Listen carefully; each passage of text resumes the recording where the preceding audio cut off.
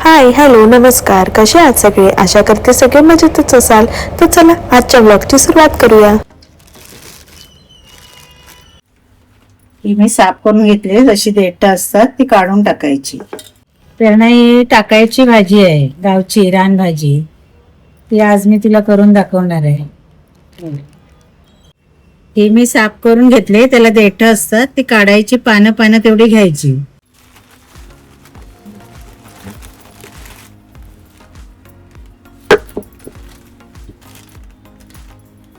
आता ही 2-3 वेळा धुवून घेऊन मी ती गरम पाणी करायला ठेवलंय.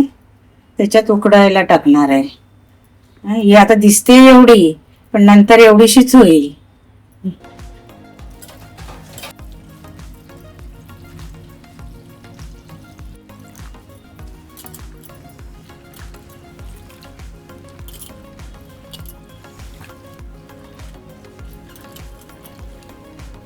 ही भाजी आता माझा भाऊ गावी गेला होता ना, आमचं रत्नागिरी गाव आहे, रत्नागिरीमध्ये आम्ही राहतो.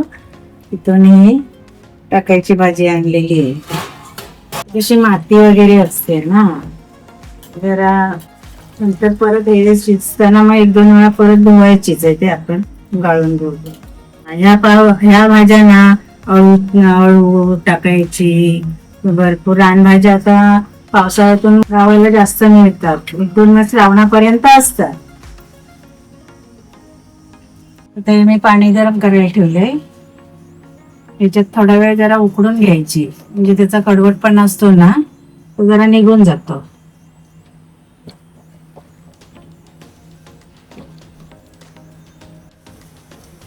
एक 5-10 मिनिटं चांगली शिजू द्यायची. चांगली उकळी येऊन पुढची कृती नंतर दाखवते. आता बघ, मी गॅस बंद केलाय. आता ही भाजी उकडली. ही आता चांगली निथळून पिळून घ्यायची. नंतर बारीक कापायची. कापताना कशी कापायची ती दाखवते.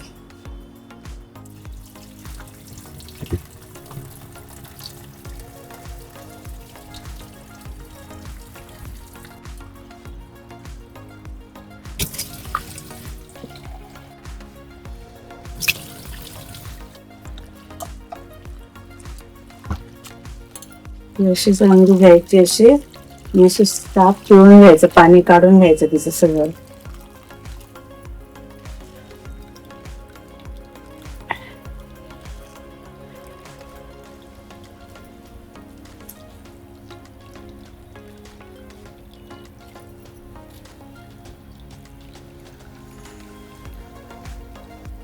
असं पाणी काढून घेतलंय त्याच्यातलं सगळं. आता ही बारीक कापायची. जाड नाही कापायची, बारीक कापायची एकदम अशी.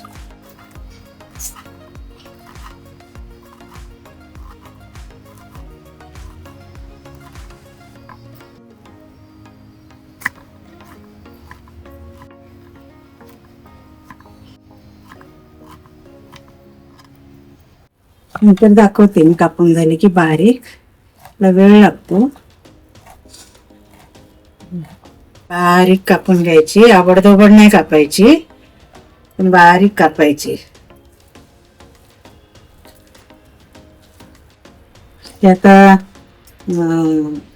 भाजी असं एवढी दिसली होती ना भाजी, आता झाली बघ केवढीशी. आता अजून बारीक करणार. आता झाली, आता बस झाली. तर मी एका प्लेटीत काढून घेते आणि मग फोडणीला कांदा वगैरे कापते. मग फोडणीला घालताना दाखवते. चालेल. तिला तिळाचं तिळकुट असलं ना तरी पण छान. माझ्याकडे तसंच आहे, मी फणसाच्या भाजीला बनवलेलं त्यातलं, ते मी थोडस घालणार आहे याच्यात. अशी चांगली सोडून घ्यायची, अशी गोळे गोळे नाही ठेवायची.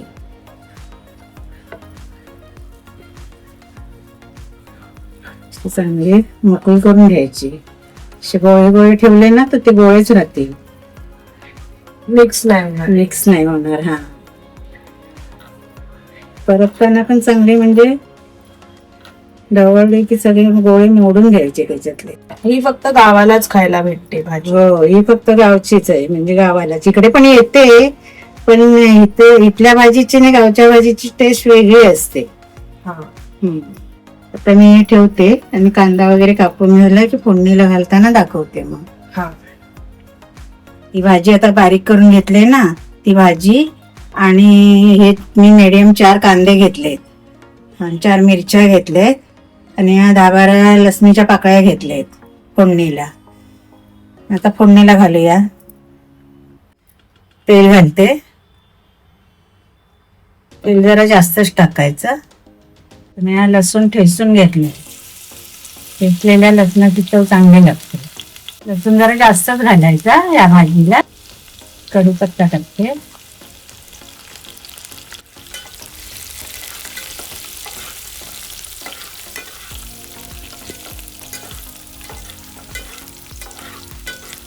लसूण लालसर होत आला की आपण कांदा आणि मिरची टाकूया.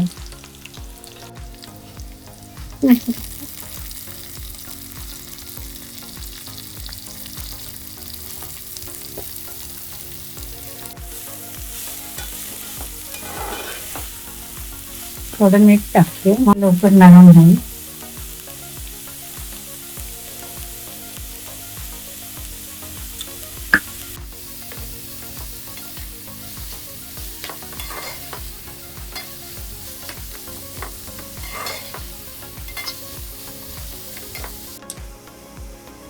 थोडासा हिंग टाकते.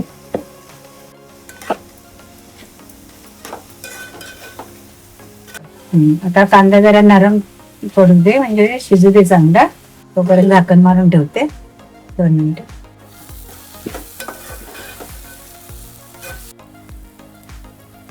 हळद टाकले अर्धा चमचा.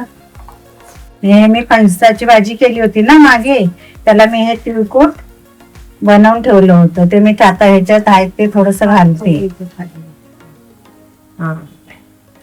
काळे तीळ असतात ना, तीळ, लाल मिरची आणि लसूण.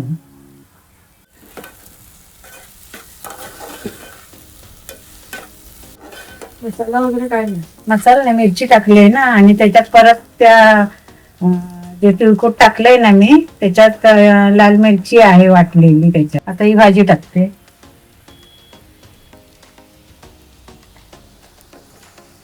सोपी आहे रेसिपी एकदम. भाजी सोपी आहे पण त्याला खटपट जास्त आहे. पहिल्यांदा उकडून घ्या, परत ती बारीक कापायला पण वेळ लागतो. बरोबर. खायला चांगली लागते भाकरी बरोबर, चपाती बरोबर.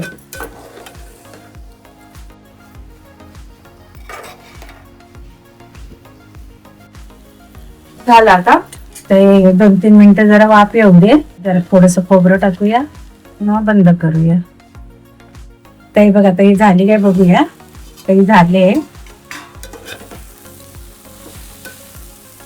मगच गॅस ठेवायचा, फास्ट नाही ठेवायचा, मिडियम पण नाही करायचा. एकदम स्लो गॅसवर अशी एक वाफ आणायची आणि मग थोडस खोबरं टाकायचं. आमच्या कोकणात सगळ्या भाजी मध्ये आम्ही खोबरं टाकतो, है ना? हो. पालेभाजीत तर आम्हाला लागतेच कांदा आणि खोबरं जास्त. आता झाली भाजी. आता खोबरं आले तर झाली भाजी मस्त. आता तांदळाची भाकरी टाकायची आणि भाकरी बरोबर भाजी ने भाकरी. झालं. पण या खायला. तुम्ही पण या खायला. चला चला, तो गॅस बंद करते. कढी बनवले. आता आपण टाकायची भाजी बनवली ना, ती टाकायची भाजी आहे. ही दोडक्याची भाजी आहे. भात, ते गुलाबजाम मी काल बनवले होते आणि ही गरम गरम भाकरी. या सगळ्यांनी जेवायला. सगळ्यांनी जेवायला. उपवासाचा मेनू तयार. रेसिपी आवडली असेल तर लाईक, शेअर आणि सबस्क्राईब करायला विसरू नका. भेटूया अशाच नवीन नवीन रेसिपी सोबत पुढच्या व्लॉगमध्ये. तोपर्यंत बाय बाय.